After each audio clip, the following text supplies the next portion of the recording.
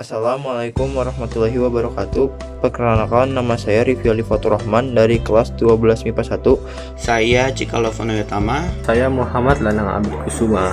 Kami bertiga akan menjelaskan tentang golongan darah resus. Apa sih golongan darah resus itu? Yuk kita simak.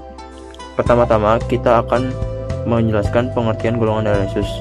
Golongan darah resus merupakan sistem penggolongan darah yang didasarkan atas ada atau tidaknya senyawa yang menjadi faktor pengumpulan darah atau yang bisa disebut aglutinogen resus di dalam darah.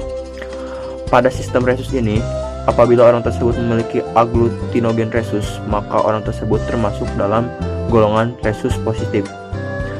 Apabila orang tersebut tidak memiliki aglutinogen resus, maka orang tersebut termasuk dalam golongan resus negatif. Resus merupakan protein atau antigen yang terdapat pada permukaan sel darah merah.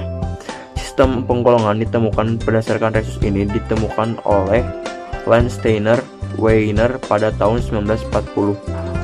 Yang berikutnya, gen yang bertanggung jawab untuk golongan darah Rh+ adalah gen dominan R besar, sedangkan yang bertanggung jawab untuk pembentukan golongan darah Rh- adalah gen resesif, yaitu R kecil. Sehingga genotip seseorang menurut sistem Rh ini dapat dibedakan seperti yang ada pada tabel berikut ini. Golongan darah Rh positif, antigen dalam eritusnya itu ada dan terbentuk genotipe Rh+, ataupun Rh+, Sedangkan untuk golongan darah Rh negatif, antigen dalam eritrositnya itu tidak ada dan menghasilkan genotipe Rh-. Golongan darah resus ini memiliki arti penting pada perkawinan. Jika seorang pria resus positif menikah dengan wanita resus negatif, kemungkinan anaknya menderita eritroblastosis fetalis ataupun yang bisa kita sebut penyakit kuning bayi. Jika individu Rh- yang menerima darah dari individu Rh+, pada awalnya tidak terjadi pengumpulan darah, akan tetapi setelah menerima darah kembali di Rh+, untuk kedua kalinya maka akan terjadi penggumpalan, sebab antibodi sebelumnya yang sudah terbentuk akan menyerang pada antigen baru. Contoh, perwakilan pasangan suami istri yang berbeda faktor resusnya dapat mengakibatkan ketidakcocokan pada darah ibu dengan bayi yang dikandungnya. Misalnya, perkawinan pria yang bergolongan darah resus positif homozigot dengan wanita yang bergolongan darah resus negatif homozigot Rh kecil dapat melahirkan bayi yang bergolongan darah resus positif R besar, H kecil. Penyakit resus. Yang berikutnya kita akan menjelaskan tentang penyakit resus. Penyakit pada resus contohnya adalah inkompatibilitas resus. Inkompatibilitas resus ini adalah kelainan pada bayi baru lahir akibat perbedaan golongan darah resus antara ibu dan anak. Inkompatibilitas resus terjadi akibat ketika janin memiliki golongan resus positif sedangkan ibunya bergolongan resus negatif. Golongan darah resus tidak terlalu berpengaruh pada kondisi kesehatan seorang sehari, namun akan berpengaruh pada saat kehamilan. Perbedaan golongan darah resus ini pada janin dan ibunya akan menyebabkan bayi yang baru lahir ini mengalami penyakit kuning dan kurang darah atau yang bisa kita sebut anemia. Namun, kejadian inkompatibilitas resus ini tidak terjadi pada anak pertama. Selanjutnya, saya akan menjelaskan tentang cara mencegah penyakit resus. Fokus pengobatan dan pencegahan inkompatibilitas resus adalah mengurangi efek penyakit tersebut kepada bayi. Untuk mencegah inkompatibilitas resus, dokter dapat memberikan suntikan RO saat ibu menjalani kehamilan pertama. Pemberian RO pada kehamilan pertama akan membantu mencegah sistem imun ibu untuk membentuk antibodi terhadap resus. Pemberian RO dapat dilakukan pada waktu-waktu berikut, yaitu pertama, setelah minggu ke-28 pada masa kehamilan pertama. Yang kedua, pada jam ke-72 setelah persalinan bayi dengan golongan darah resus positif. Dengan pencegahan ini, diharapkan sistem imun ibu tidak membentuk antibodi terhadap resus, sehingga pada kehamilan kedua tidak ada antibodi yang merusak darah janin yang bergolongan resus positif.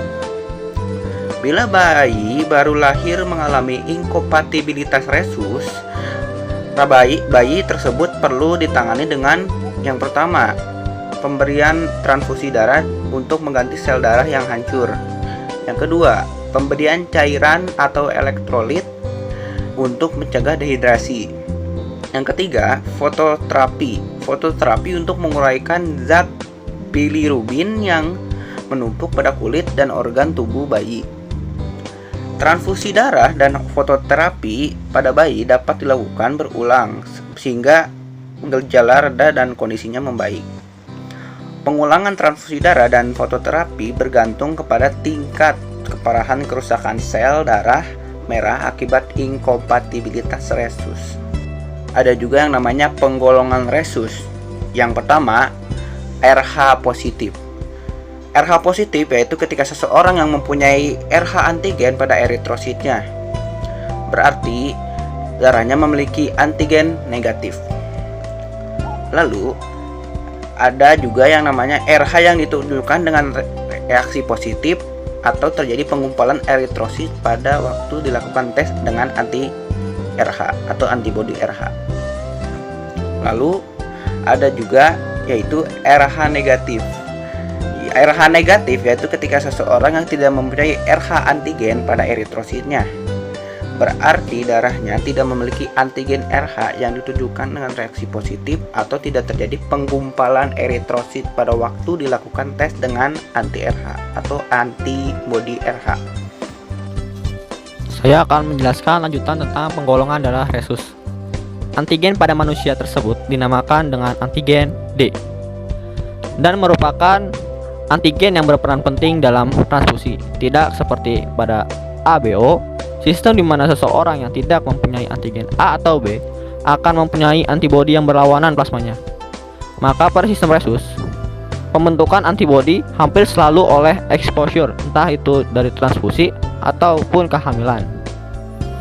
Selanjutnya, pembentukan resus. Yang pertama ada transfusi darah. Contohnya, ada seorang perempuan dengan RH-. Dikarenakan dengan suatu hal, ia harus ditolong dengan transfusi darah dan kebetulan darah yang didonorkan RH+, yang berarti mengandung antigen RH. Antigen RH ini dipandang sebagai protein asing sehingga perempuan itu akan distimulir membentuk anti-RH. Sehingga bila dilakukan transfusi kedua, maka darah akan menggumpal sehingga pasien ini tidak dapat menerima transfusi dari RH+. Yang kedua, perkawinan. Contohnya, ada seorang perempuan dengan RH- menikah dengan seorang pria RH+ dan perempuan tersebut hamil. Janin dari pasangan ini akan bergolongan darah RH+ yang diwarisi dari ayahnya. Sebagian kecil darah janin yang mengandung antigen RH akan menembus plasenta dan masuk ke dalam tubuh ibunya. Serum dan plasma darah ibu distimulir untuk membentuk anti-RH sehingga darah ibu yang mengalir kembali ke janin mengandung anti-RH.